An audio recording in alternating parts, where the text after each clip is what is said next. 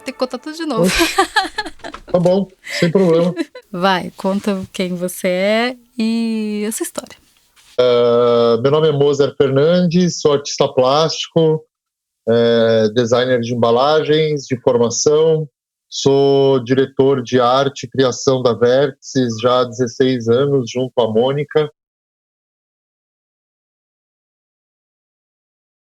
Vim para São Paulo trabalhar na empresa de um tio, enfim, para ir me achando. 1 ano e 8 meses depois saí e realmente caí de cabeça na carreira da arte e da tecnologia. Na época era uma época de virada, as pessoas estavam aprendendo softwares, então softwares como Photoshop, Illustrator, CorelDRAW, PDF nem existia ainda no começo, ele foi implantado depois, e aí comecei a trabalhar em agências, ilustrava muito, fazia muito trabalho de ilustração, e aí comecei na parte de design, de estrutura de página, trabalhei em jornal, revista, assim por diante, até ir me achando na arte e guardando uma grana para poder ir apostando nos meus trabalhos. É curioso porque muita gente conhece como artista plástico, né? E aí muita gente não sabe dessa sua ligação com a tecnologia, que acho que hoje em dia as pessoas estão percebendo um pouco mais. Como é que você junta esses dois universos? Olha, para mim sempre foi fundamental. Existe a música sempre me influenciou muito, sabe? E eu peguei na minha época, assim, no começo da minha juventude, seria 21, 22 anos, eu mudei o meu gosto musical através da influência de um amigo. E esse amigo começou a me mostrar músicas diferentes, me relacionando à tecnologia, falando, cara, você é um cara muito inovador tecnologicamente, tem um trabalho artístico interessante, e você não é um cara aliado musicalmente a essa tecnologia. Não era música velha, mas ouvia só um gênero musical praticamente, sabe? E ele abriu minha cabeça para essa mistura eletrônica, música, o eletrônico junto com uma música instrumental, sabe? A partir disso eu fui conhecendo bandas e movimentos artísticos, como Beastie Boys e outro, e eu vi que dava para você aliar as coisas. Eu tinha muito medo de perder um conceito clássico, que eu acho que é uma besteira hoje, é uma coisa mesmo de quem é jovem, para me aliar a coisas novas, sabe? E aí, de repente, esse universo se abriu para mim. Eu entendi, parte disso que eu entendi entre a mistura entre a arte e a tecnologia foi realmente a música. E isso é uma questão que eu transferi para o meu trabalho.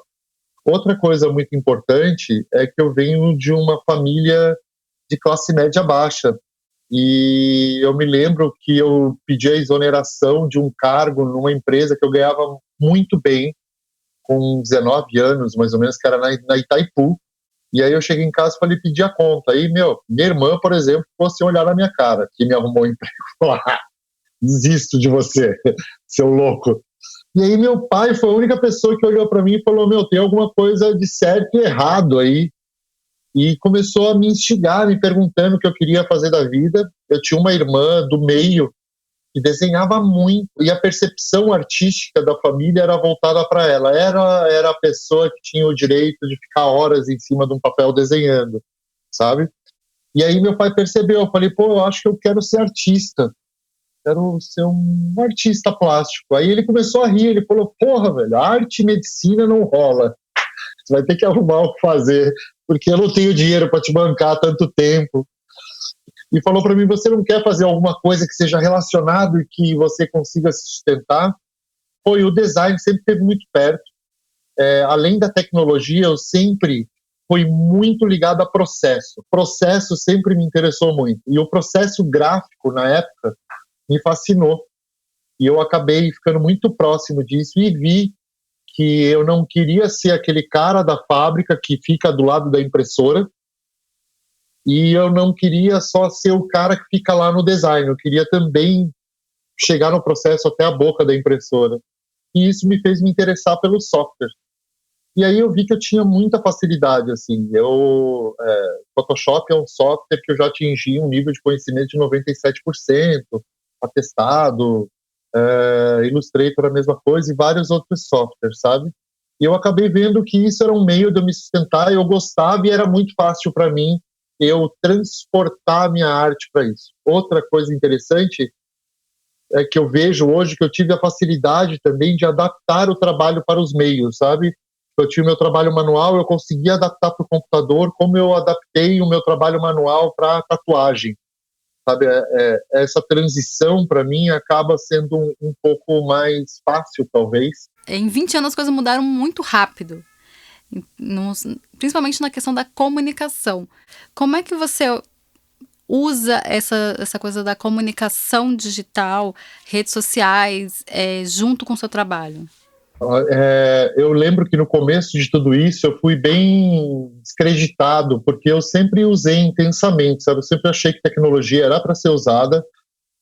Inicialmente, demorei um pouco para entender o Orkut, aí ele passou, aí eu fiquei meio, eu comecei a entender mais através dos meus sobrinhos, principalmente do meu sobrinho mais novo. Foi quando eu vi, por exemplo, que eu tinha necessidade de mudar de uma área de informar as pessoas e ter um trabalho muito mais atuante também como artista plástico e como um tecnólogo na prática para o meu trabalho, porque o meu sobrinho, eu vi uma foto dele assim, eu olhei e falei: Gabriel, você fez curso de Photoshop, tratou a imagem? Ele: não, tio, eu abri aqui, dei uma olhada, aprendi. Aí eu tô cobrando caro para ensinar o que meu sobrinho já aprendeu sozinho de uma outra geração. Então eu fiquei bem antenado nisso. E quando veio o Facebook, a gente tentou, eu fui me perdendo aos poucos para entender a mídia, principalmente que eu queria fazer uma arte muito mais, fazer um trabalho muito mais carregado na crítica humana através do corpo nu. Então, eu tive 4, 5 contas canceladas no Facebook, fui expulso de lá várias vezes. E demorei um pouco para entender isso, mas isso, por outro lado, trouxe uma comunicação direta com as pessoas que gostam do meu trabalho. No final, eu vi que eu estava, sim, me comunicando com o meu público e estava me comunicando da forma correta, no sentido que as pessoas não esperavam nada menos de um trabalho como esse dentro de uma rede social. Você falou um pouco da comunicação e tal, mas de um tempo para cá, principalmente agora, nesse nosso presente tão caótico, pelo que eu percebo, você criou uma outra relação com as redes sociais. Eu acho que, principalmente no Instagram, você tá mais ativo. E aí, uma coisa que eu acho muito legal é mostrando o seu processo, falando sobre o processo criativo, né? E aí, talvez tenha essa ligação com o professor do passado querendo mostrar para a geração como faz. Como foi isso? É isso que eu te falei.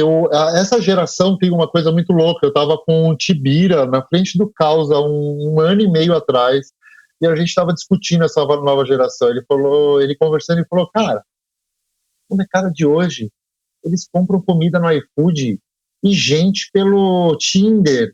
Ele não tem a necessidade de sair na rua e fazer as coisas. Então, lugares como o Disjuntor, o próprio Caos, entre outros lugares, vão ficar realmente lugares demodês, assim, lugares vazios, porque a concentração de jovens e diversão, os jovens querem outra coisa hoje, isso é passado. E pintou muita curiosidade, e eles não frequentam lugares, eles não vão em coisas assim. Uma boa parcela desse público, não estou dizendo todos, nunca estou falando de forma única, tá? Mas, assim, uma boa parcela, eles não vêm, eles nunca foram num ateliê, eles nunca viram um processo de pintura. E eu tenho, cara, como professor, eu morro com a esperança de ensinar e abrir cabeças, sabe? De tocar as pessoas. Eu poderia ilustrar 1 milhão de momentos que eu fui tocado pela gentileza de alguém e aquilo mudou minha vida, tanto artisticamente, profissionalmente, como pessoa. E eu acredito muito nisso. Então, eu comecei a abrir os meus processos. Todo mundo: como que você faz? Como que é? E aí eu comecei a fazer essa abertura de processo. E comecei realmente a me tornar um pouco mais ativo nas redes sociais. também pelo momento político que a gente está passando, porque tem um momento que, se você se calar, você está compactuando com tudo isso, e isso não pode acontecer. A grande preocupação é que meu trabalho sempre pense o que eu penso, sabe? Que ele não se perca no meio do processo por causa disso. E eu acho que mostrar ele hoje, principalmente no Instagram, tem me ajudado muito, e tem me feito também entender esse público. A gente tá aqui vendo o seu passado, de acordo com o que você viveu e com essa sua trajetória, o que que você espera do futuro? O que que você acha que vai ser o futuro? E o que que você espera para essa nova geração de artistas que estão chegando, assim? Eu gostaria mesmo que a gente tivesse uma arte que ensinasse as pessoas. O trabalho da arte durante a história foi mudar coisas, certo? Sempre teve um movimento de arte que apoiava aquilo que estava acontecendo, ilustrando de forma bonita, e vinha outro falando, não, ó, a vida é isso aqui, ó, isso é uma mentira, o que está acontecendo é isso. Eu gostaria muito que esse processo artístico fosse acelerado. Eu gostaria muito que a América Latina tivesse cada vez menos artistas de direita, porque eu acho que numa região como a nossa, América Latina, que a gente é tão castigado por essas grandes potências, foi explorado, colonizado, a gente tem que ter uma postura de esquerda para com o mundo, isso no melhor nível de debate, tá? Não vamos entrar no esse é comunista, esse é aquela história, meu amigo, quem tira tua propriedade não é um comunismo, é o banco, é o capitalismo, né? Então, nem entrando nesse mérito, mas eu gostaria mais que os artistas se unissem nesse sentido, principalmente as artes plásticas. Música, as pessoas tocam juntas, seja em várias áreas da música, no teatro você tem uma equipe, a pintura ela é só, muitas vezes. Isso traz para a classe da artista plástico uma certa, sabe, o escritor, a mesma coisa, são artes solitárias que fazem com que as pessoas criem uma empáfia maior sobre isso, ou criem um distanciamento social. E eu gostaria muito que isso fosse revertido, que as pessoas acreditassem mais que nós somos um só, somos um coletivo só, e que nós precisamos, que o nosso inimigo é um só também, que é essa classe que domina, governa nossos países e que estão nos massacrando, a grande maioria deles, entendeu? E a gente precisa entender isso, sem diferença, se isso é muito maior que direita e esquerda, é muito maior que uma orientação política.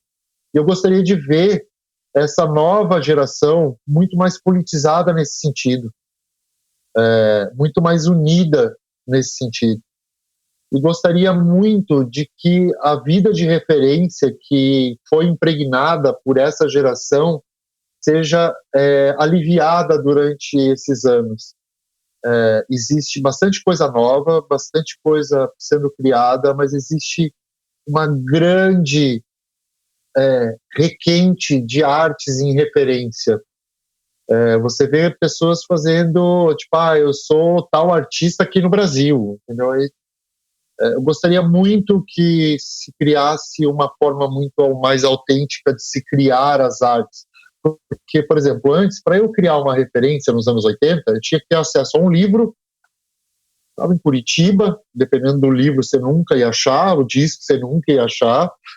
Você é a mesma coisa, lá em Recife, né, em Olinda, também não tinha grandes acessos a grandes coisas, quer dizer, era muito mais difícil de você ter uma referência, você era praticamente obrigado a você se recriar.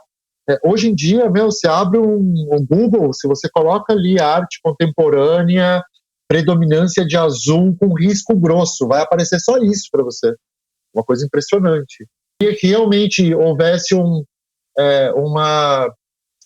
que os jovens hoje olhassem mais para a originalidade, sabe? Eu acho muito importante isso. Tem um grupo de artistas propondo isso, eu acho muito interessante, mas eu acredito que a gente precisa ainda de mais, sabe? Então é isso, obrigada por participar, Meu amor. adorei, eu amei, muito obrigada.